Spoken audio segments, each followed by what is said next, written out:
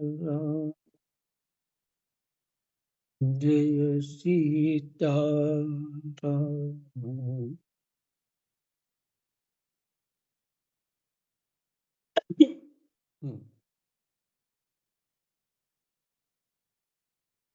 श्री गणेशाय नमः। श्री सीतारामाभ्यां नमः। श्री हनुमते नमः। श्री उमापते नमः। श्री गुरुवे नमः। सब संतन की जय जय। जय जय सीताराम। राधे श्याम।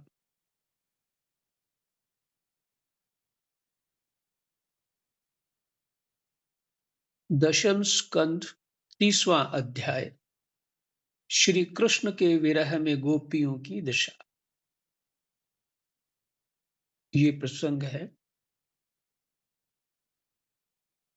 पीछे जो आपने सुना। भगवान ने बंसी बजाई और फिर स्वयं से ही कहना शुरू कर दिया। जंगल में कैसे आ गई, सारे धर्म कर्म उनके सामने रख दिए। तो गोपियों ने एक कोप दृष्टि, माने प्रणयी कोप दृष्टि से कृष्ण को कहा कि ये ठीक नहीं। और हमारी स्थिति ये है, और भगवान उनके साथ जब उनके अनुसार वैसी ही लीला करने लगे, क्योंकि पीछे भगवान तो हमारी तरह मन बुद्धि अहंकार गुण और दोष से भरे नहीं है। इसीलिए मैं कह रहा था उनमें मन ही नहीं, क्योंकि वो तत्व स्वरूप है ना। मन भी उन्हीं से शक्ति लेता है, उस तत्व से। तो उनमें किसी बेकार को स्वीकार करना, या अपने सुख के लिए कोई क्रिया करना, वो तो है ही नहीं। तो अपने प्रेमी अथवा भक्तों के सुख के लिए लीला करना, जिसे उनकी इच्छा है उसके अनुसार लीला करना, तो ये स्पष्ट यहां लिखा है। और मैंने पंडित राजा राम मिश्र जी से सुना कि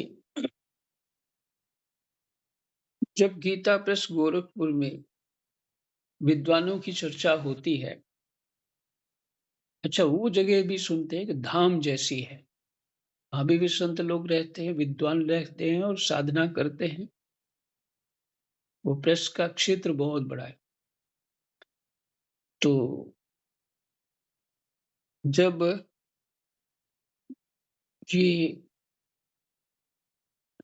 रासलीला का प्रसंग ये निकाल दें भागवत जी से, और इस तरह से और जो बहुत सारे प्रसंग हैं वो भी निकाल दें, ऐसा वहां विचार हुआ। पर करपात्री जी महाराज ने कहा नहीं, आप जब सुखदेव जी कह रहे हैं तो सुखदेव जी से ज्यादा बुद्धिमान तो नहीं है। और जिनके अंदर रजोगुण तमोगुण है वो तो अपनी दृष्टि में वैसा ही सोचेंगे जैसी उनकी स्थिति है। कोई भी हो, जैसी स्थिति होती है उसकी मानसिक वैसा ही चिंतन होता है।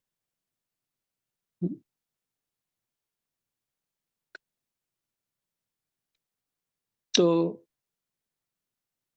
तर्क वितर्क जो इतने सारे हैं कि भगवान 11 साल के थे जब उन्होंने वो लीला की, तो तर्क वितर्क इसलिए देने पड़ते हैं। नहीं तो दूसरों को बुद्धि में तो कुछ जैसा जीवन है वैसा ही दिखता है, समझ आती है।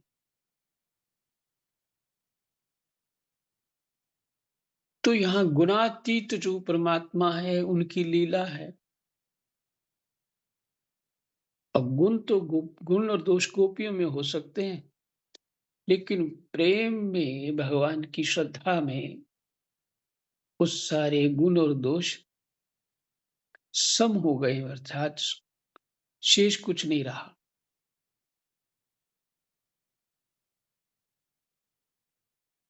तो ठीक गाया आपने, दिल दीवाना हो गया।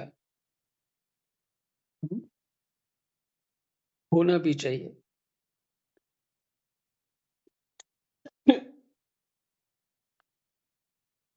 जिस स्थिति में हम हैं, वैसा भाव तो परमात्मा के प्रति कर सकते हैं, करना ही चाहिए।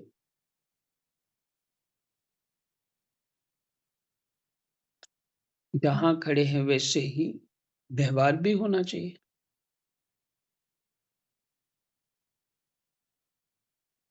हुँ, फ़ोन कट तो नहीं गया? हुँ, सुन पा रहे हैं? लगता है नहीं। जी महाराज जी, सुन पा रहे। तो चर्चा ये हो रही थी कि अपनी जो मानसिक स्थिति है, जैसी भी हो, वही परमात्मा के सामने हम रखें। भजन बहुत अच्छा गाया। तो इसी को लेकर के मैं विचार कर रहा था कि जैसी अपनी मानसिकता है, वही परमात्मा के सामने रखें।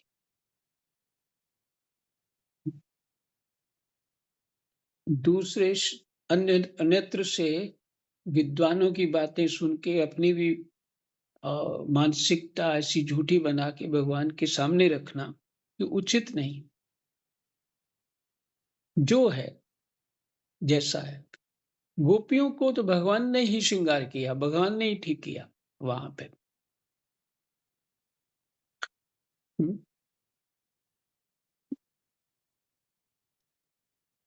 तो इसलिए चलो पाठ करते हैं।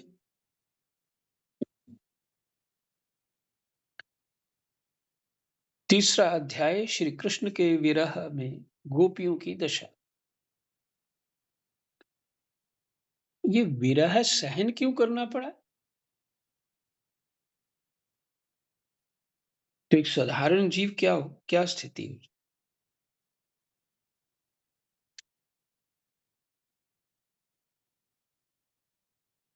अपने आप को स्पेशल मानने लग गई, मानवती हो गई। क्योंकि प्रेम में तो सारा मल नष्ट हो जाना चाहिए।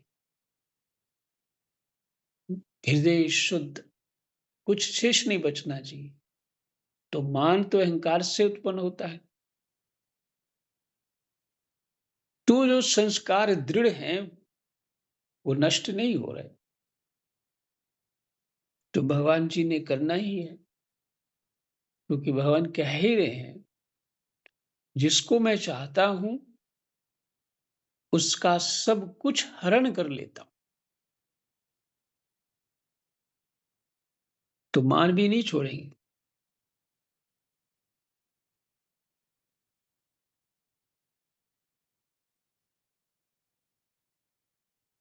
और अपने सुहाग का कुछ गर्व भी हुआ है। सुहाग में सौभाग्य, सुहाग को अपने ढंग से आप विचार कर लीजिए। तो भगवान अदृश्य हो गए।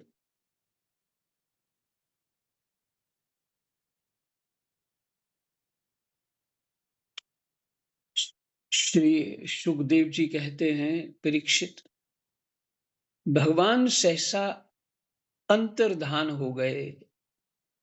उन्हें ना देखकर ब्रज युवतियों की वैसी ही दशा हो गई,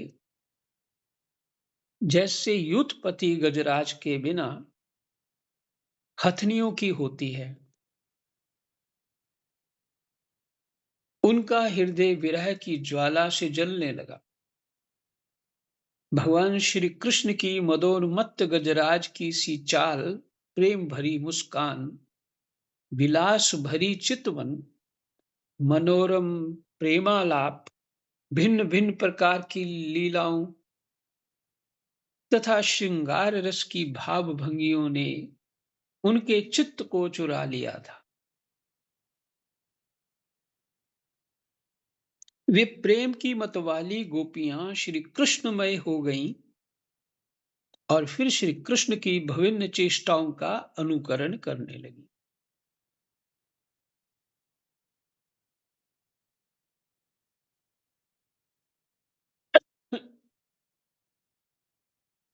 अपने प्रियतम श्री कृष्ण की चाल ढाल, हास विलास और चितवन बोलन आदि में श्री कृष्ण की प्यारी गोपियां उनके समान ही बन गईं। उनके शरीर में भी वही गति मति, वही भाव भंगी उतर आई।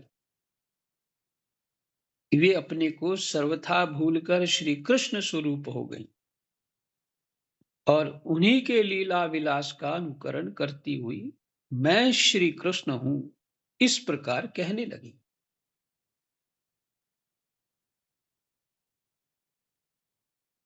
पूरी साधना बता दी है 3 श्लोक तक कि जीव जिसका गहरा चिंतन करता है वही रूप हो जाता है।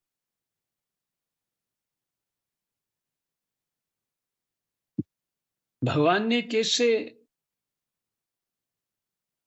उनके संस्कार नष्ट किए, अर्थात उनको शुद्ध कैसे किया, उनका प्रेम कैसे बढ़ाया, उनके साथ लीला की और उनको चित्त परमात्मा में लग गया और उसके बाद वो सुख नहीं रहा तो चित्त परमात्मा में दृढ़ होने लगा। जो विरह है उसने दृढ़ किया।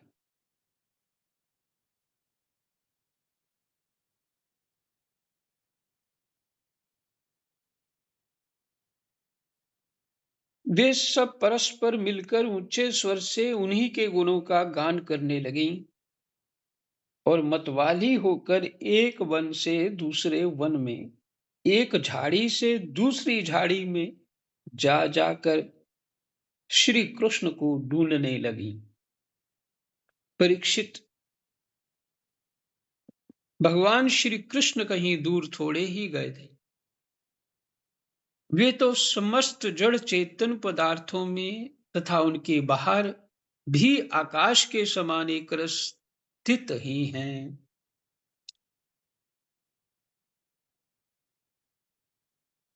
भगवान श्री कृष्ण कहीं दूर थोड़े ही गए थे।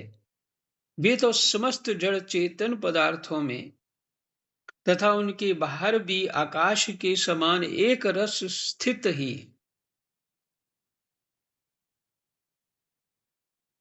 सब जड़ और चेतन पदार्थों में और फिर आकाश में भी समान रूप में हर जगह वो हैं। वे वहीं थे, उन्हीं में थे, परंतु उन्हें ना देखकर गोपियां वनस्पतियों से, पेड़ पौधों से उनका पता पूछने लगी।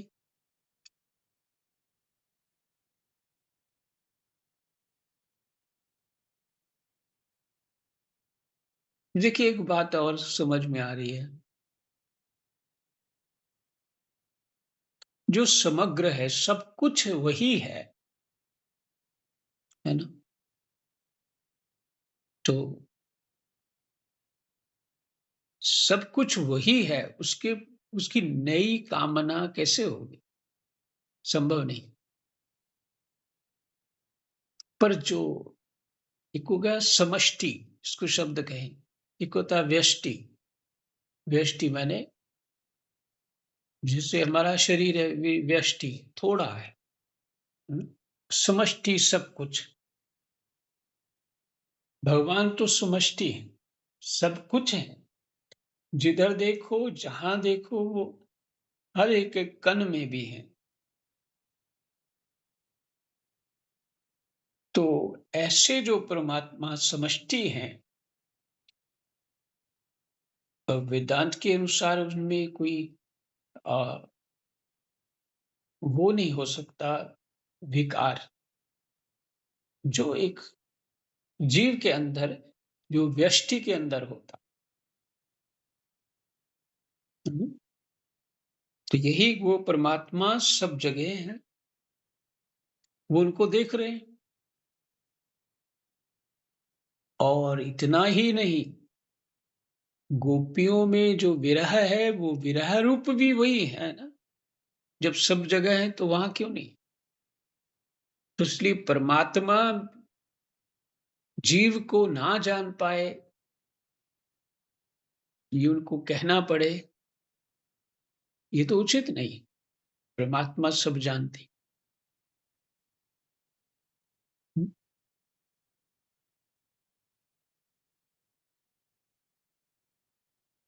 स्तुति इत्यादि में अपना भाव प्रकट किया जाता है।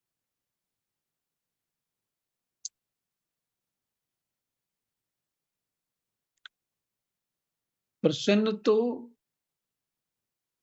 जैसे पिता बच्चा कोई पिता की स्तुति करे, तो पिता प्रसन्न होते हैं कि देखो अच्छे शब्द बोल रहा। उसकी स्तुति से वो अपने आप को कोई विशेष अच्छा मानने लग जाएँ, ऐसा नहीं।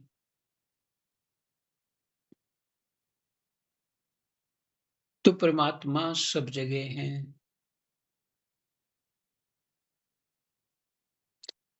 अच्छा, ये भी विचार है कि गोपियों का शरीर भी वही है, माने उसमें जो शक्ति है, जो स्थिति है, उसमें भी वो वही हैं। उनके मनोभाव, उनकी चेष्टा में, चाह में सब कुछ वही है।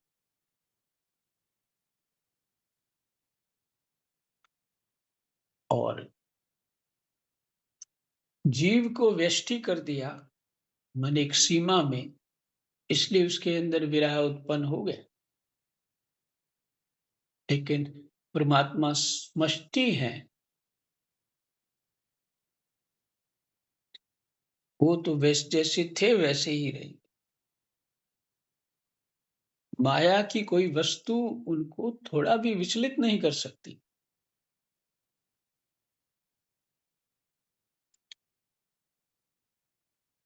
उन्हीं में थे। हुँ? फिर से, वे तो समस्त जड़ चेतन पदार्थों में तथा उनके बाहर भी आकाश के समान एक रस स्थित ही हैं। वे वहीं थे, उन्हीं में थे, वही बात आ गई। उन्हीं में थे, परंतु उन्हें ना देखकर गोपियाँ वनस्पतियों से, पेड़-पौधों से उनका पता पूछने लगी। गोपियों ने पहले बड़े-बड़े वृक्षों से जाकर पूछा, हे पीपल, पाकर और बरगद, नंदन बन श्याम सुंदर अपनी प्रेम भरी मुस्कान और चितवन से हमारा मन चुरा कर चले गए हैं। क्या तुम लोगों ने उन्हें देखा है? कुर्वक, अशोक, नाग केसर, पुन्नाग और चंपा, बलराम जी के छोटे भाई, किनसे पूछ रहे हैं? गोपियां किनसे पूछ रही हैं? कुर्वक, अशोक, नाग केसर, पुन्नाग और चंपा, ये फूल के पेड़ों के नाम। बलराम जी के छोटे भाई जिनकी मुस्कान मात्र से बड़ी-बड़ी माननियों का मान मर्दन हो जाता है। जो अपने आप को कुछ मानते हैं और हुँ, विशेष मानती हैं, उनका भी मान मर्दन हो जाता है। इधर आए थे क्या? ऐसे जो हैं कृष्ण इधर आए थे क्या? अब उन्होंने स्त्री जाति के पौधों से कहा, बहन तुलसी, तुम्हारा हृदय तो बड़ा कोमल है। तुम तो सभी लोगों का कल्याण चाहती हो। भगवान के चरणों में तुम्हारा प्रेम तो है ही, वे भी तुमसे बहुत प्यार करते हैं। तभी तो भोरों के मंडराते रहने पर भी वे तुम्हारी माला नहीं उतारते, सर्वदा पहने रखते हैं। क्या तुमने अपने परम प्रियतम श्याम सुंदर को देखा है? प्यारी मालती, मल्लिके, प्यारी मालती, मल्लिके, जाति और जूही, तुम लोगों ने कदाचित हमारे प्यारे माधव को देखा होगा। क्या वे अपने कोमल करों से स्पर्श करके तुम्हें आनंदित करते हुए इधर से गए होंगे? रसाल, प्रियाल, कटहल, पीतशाल, कचनार, जामुन, आक बेल, मौलसिरी, आम, कदम्ब और नीम तथा अन्य अन्य यमुना के तट पर विराजमान सुखी तरुवरों विराजमान सुखी तरुवरों, तुम्हारा जन्म जीवन केवल परोपकार के लिए है। श्री कृष्ण के बिना हमारा जीवन सूना हो रहा, हम बेहोश हो रहे हैं। तुम हमें उन्हें पाने का मार्ग बता दो।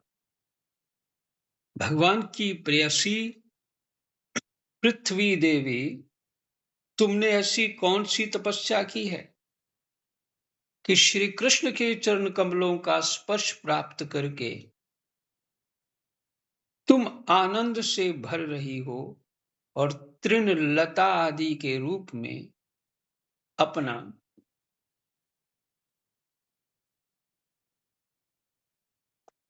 रोमांच प्रकट कर रही हो। तुम्हारा ये उल्लास विलास श्री कृष्ण के चरण स्पर्श के कारण है, अथवा वामनावतार में विश्व रूप धारण करके उन्होंने तुम्हें जो नापा था उसके कारण है। कहीं उनसे भी पहले वराह भगवान के अंग संग के कारण तो तुम्हारी ये दशा नहीं हो रही है। अरे सखी, हरिणियों, अरे सखी हरिणियों, हमारे श्याम सुंदर के अंग संग से सुषमा सौंदर्य की धारा बहती रहती है। वे कहीं अपनी प्राण प्रिया के साथ तुम्हारे नयनों को परमानंद का दान करते हुए इधर से ही तो नहीं गए हैं। क्या इधर से गए हैं? ये देखो देखो, यहाँ कुलपति श्री कृष्ण की कुंदकली की माला की मनोहर गंध आ रही है, जो उनकी परम प्रेयसी के अंग संग से लगे हुए कुछ कुमकुम से अनुरंजित रहती है। तरुवरों, उनकी माला की तुलसी में ऐसी सुगंध है कि उसकी गंध के लोभी मत वाले भोरे प्रत्येक क्षण उस पर मंडराते रहते हैं। उनके एक हाथ में लीला कमल होगा और दूसरा हाथ अपनी प्रेयसी के कंधे पर रखे होंगे। हमारे प्यारे श्याम सुंदर इधर से विचरते हुए अवश्य गए होंगे। जान पड़ता है तुम लोग उन्हें प्रणाम करने के लिए ही झुके हो, परंतु उन्होंने अपनी प्रेम भरी चितवन से भी तुम्हारी वंदना अभिनंदन किया है या नहीं? तुम्हें उत्तर दिया क्या उन्होंने? आगे से कोई अभिनंदन किया कि नहीं? अरे सखी, इन लताओं से पूछो,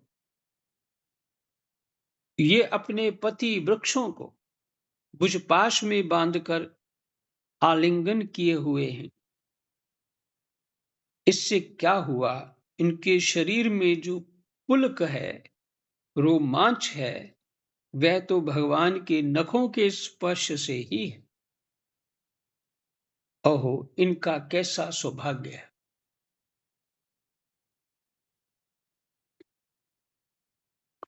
अच्छा, वहां भी रामायण जी में वर्णन है। कामदेव का प्रसंग आता है तो लताएं वृक्षों से लिपट गई। वहां ऐसा वर्णन है। ऐसा कोई शंकर जी के प्रसंग में है। तो पौधे भी जो है मेल फीमेल होते हैं। ठीक, बहुत चर्चा हुई। पत्थर भी होते हैं मेल फीमेल, और जो ये मनी मानिक होते हैं वो भी मेल फीमेल होते हैं। और इस तरह से प्रकृति में ये सब बहुत सारी वस्तुएं ऐसे हैं जो मेल फीमेल होते हैं।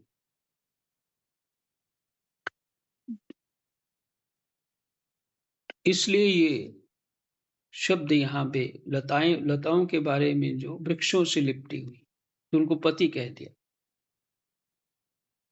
इससे क्या हुआ? इनके शरीर में जो पुलक है, रोमांच है, वह तो भगवान के नखों के स्पर्श से ही है।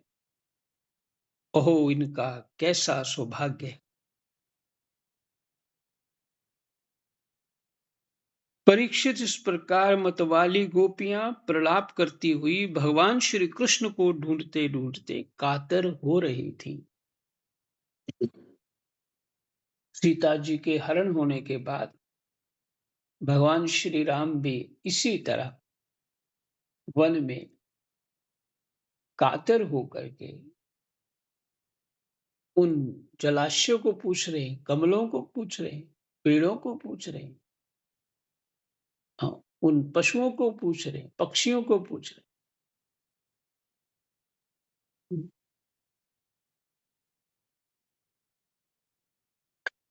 तो ये भगवान ने अपना सीता जी के प्रति अपना प्रेम भाव जो है उसको प्रकट कर रहे हैं।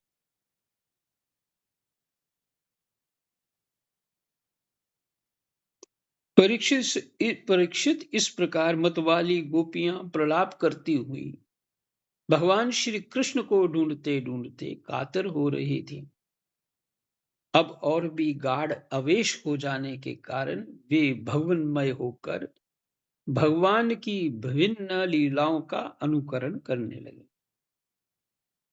तो साधना में ऐसा ही होना चाहिए।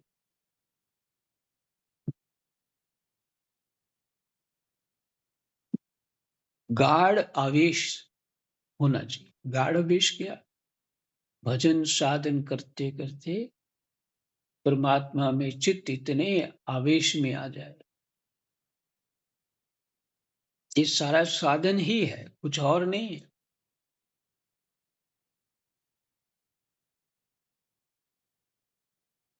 अब और भी गाढ़ आवेश हो जाने के कारण वे भगवनमय होकर भगवान की विभिन्न लीलाओं का अनुकरण करने लगे।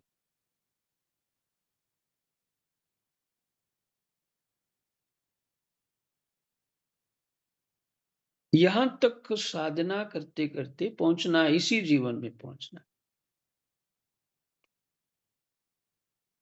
तो परमात्मा के चाह में हमारी ये स्थिति होनी चाहिए।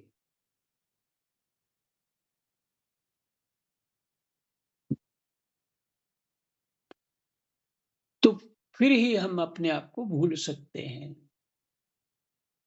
अपने आप को याद रखेंगे, स्थिति बनी रहेगी, तो संस्कार मिटेंगे नहीं। और संस्कार फिर नहीं मिटे तो फिर अगला जीवन लेने का कारण बन जाए।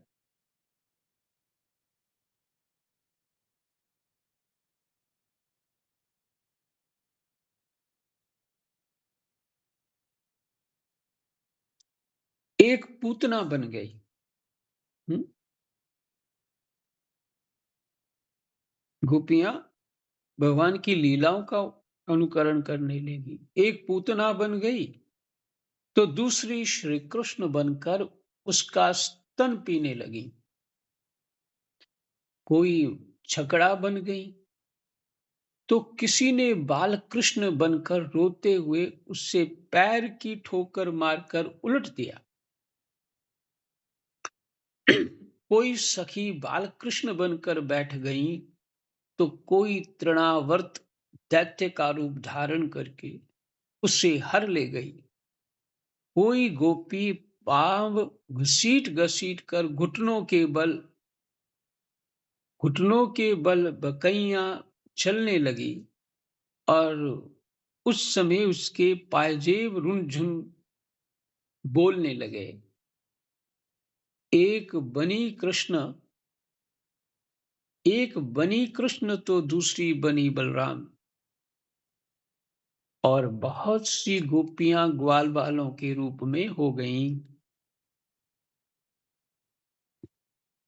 एक गोपी बन गई वत्सासुर, तो दूसरी बनी बकासुर। तब तो गोपियों ने अलग-अलग श्री कृष्ण बनकर वत्सासुर और बकासुर बनी हुई गोपियों को मारने की लीला की, जैसे श्री कृष्ण वन में करते थे। वैसे ही एक गोपी बांसुरी बजा-बजा कर दूर गए हुए पशुओं को बुलाने का खेल खेलने लगी। तब दूसरी गोपियां वाह-वाह करके उसकी प्रशंसा करने लगी। एक गोपी अपने को श्री कृष्ण समझकर दूसरी सखी के गले में बांह डालकर चलती और गोपियों से कहने लगती, मित्रों, मैं श्री कृष्ण हूं, तुम लोग मेरी ये मनोहर चाल देखो। कोई गोपी श्री कृष्ण बनकर कहती, अरे व्रजवासियों, तुम आंधी पानी से मत डरो, मैंने उससे बचने का उपाय निकाल लिया है। ऐसा कहकर गोवर्धन धारण का अनुकरण करती हुई वह अपनी ओढ़नी उठाकर ऊपर तान लेती, तो गोवर्धन धारण हो गया।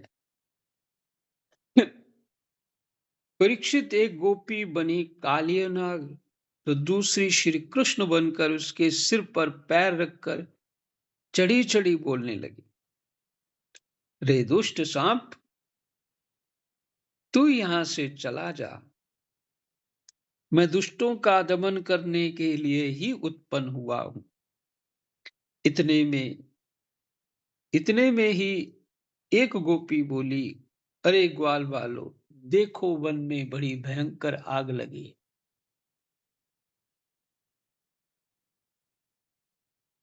तुम लोग जल्दी से जल्दी अपनी आंखें मूंद लो, मैं अनायास ही तुम लोगों की रक्षा कर लूंगा।